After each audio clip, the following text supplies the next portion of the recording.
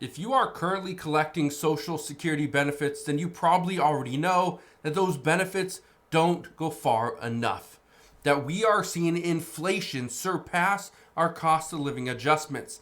Even in 2025, we had a 2.5% cost of living adjustment. That was great, but it wasn't good enough. And in 2026, we already know that we are going to receive a 2.8% cost of living adjustment. But guess what? There's a new proposal. Look at this. It says Senate Democrats propose increasing VA and Social Security benefits by $200 a month for 6 months. Why are they doing that for just 6 months and not an entire year? Well, this is what we are hearing. According to reports, what lawmakers are trying to do, or what many Democrats are trying to do at this point, is to give the Trump administration a little bit to show them how a $200 per month increase could help out every single person on Social Security and on veterans benefits. But they don't want to go as far as and say that we need to provide this for a full year or 2 or 3 years. What they want to do is just show that, yes, this will help, and this will help a great deal. I want to read a little of this to you. Look at this right here. It says, to help Social Security and Veteran Affairs beneficiaries cope with higher prices, a group of Democratic senators are proposing to increase benefits by $200 per month for 6 months.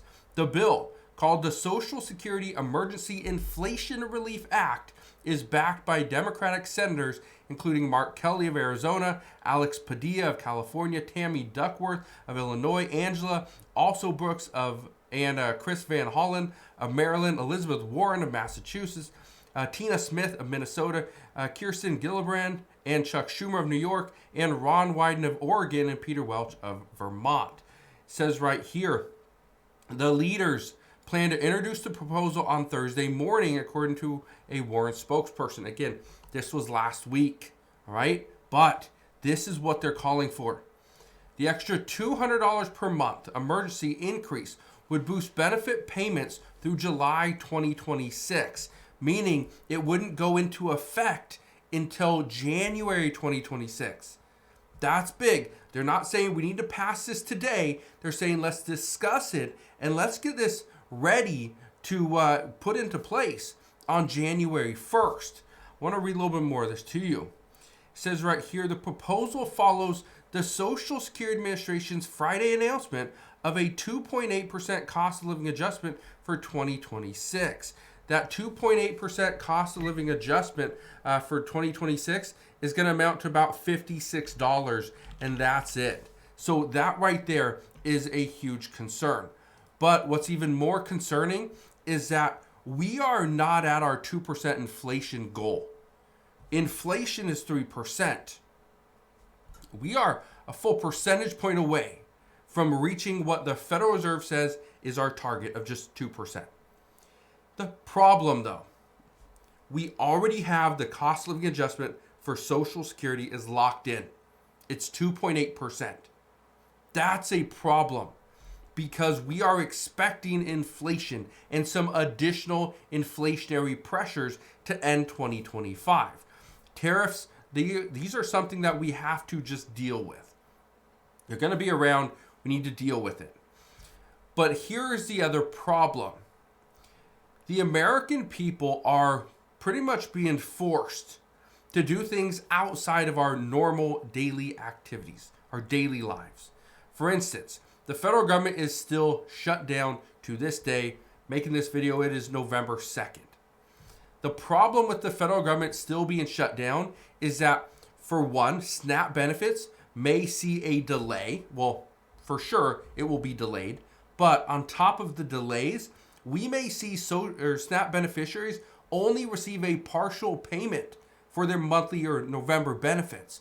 That right there could hurt millions of households, meaning they could either not afford food or they're going to have to find other ways to go and pay for it.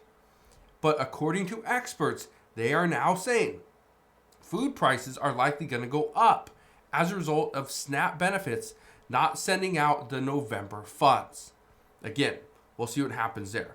Want to read this to you though. Look at this. It says right here, the adjustment for 2026 is not enough for seniors who face skyrocketing costs when it comes to groceries, healthcare, and utilities. It says in a statement, Elizabeth Warren called the bill to provide an extra $200 per month to beneficiaries, an emergency lifeline for seniors struggling to afford Trump's tariffs and rising inflation. Keep in mind, okay, just keep this in mind. Back in, 2019, I believe, President Trump was trying to get these senior debit cards. He was trying to provide some a benefit to seniors, people on Social Security as well. Now, ultimately, that didn't go through because some were saying that, no, this can't happen because it looks like he's trying to buy votes for the upcoming midterm or the upcoming presidential election. Now, whether that's the case or not, again, doesn't matter. That's besides the point. That's history. But President Trump has been very clear. Seniors are struggling, and he knows this.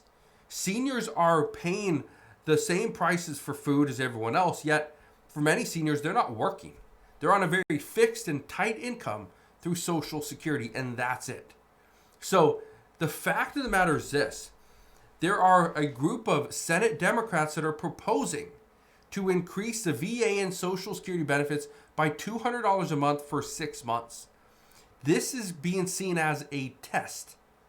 Will it work? And will people be able to keep themselves out of poverty? Will they be able to pay for everything that they need? Pay for an apartment or a mortgage? Pay for their medications and food and transportation costs? Can they do that with not just their Social Security or VA benefits, but also a $200 per month increase? Now, here's where things could get a little interesting. Some say that this is a good plan, but what if we don't give it to every single person and only give it to some individuals? Again, it could happen. What if we see that they don't want to give it to Social Security recipients who are making more than or bringing in more than $30,000 a year? It's possible. But by doing that, by bringing up the standard, bringing up the minimum that people are getting paid, that could help out millions of people. It could help out businesses as well. It could help out landlords. It could help out communities. It could help out the states as well. So it's a very interesting idea at this time. I don't see this really getting pushed forward at this time. But again, this is November 2nd. The biggest thing that lawmakers are discussing right now is how to reopen the federal government. Once the federal government reopens, plans like this right here could be the next thing that lawmakers are talking about. Again, this would be huge. $200 a month for 6 months to millions of people. That would be a massive boost, not just to those households, but also the communities that those people live in. So we'll see what's going to happen. But my take on this is it's a good idea to start with, but we're not going to see anything move forward on this until the government is reopened. Democrats will also fight to ensure that those Obamacare subsidies get extended. And again, after that, we could see something for Social Security. But what I find interesting is this right here. They're tying Social Security and Veteran Affairs benefits together. This is something we haven't seen yet. So this right here could be a move in the right direction. But let me know your thoughts. Do you think this is a good idea? Or do you think this is a proposal that will go nowhere? Let me know down in the comment section below. But again, thank you guys for watching. Consider subscribing, and I'll see you guys on the next one.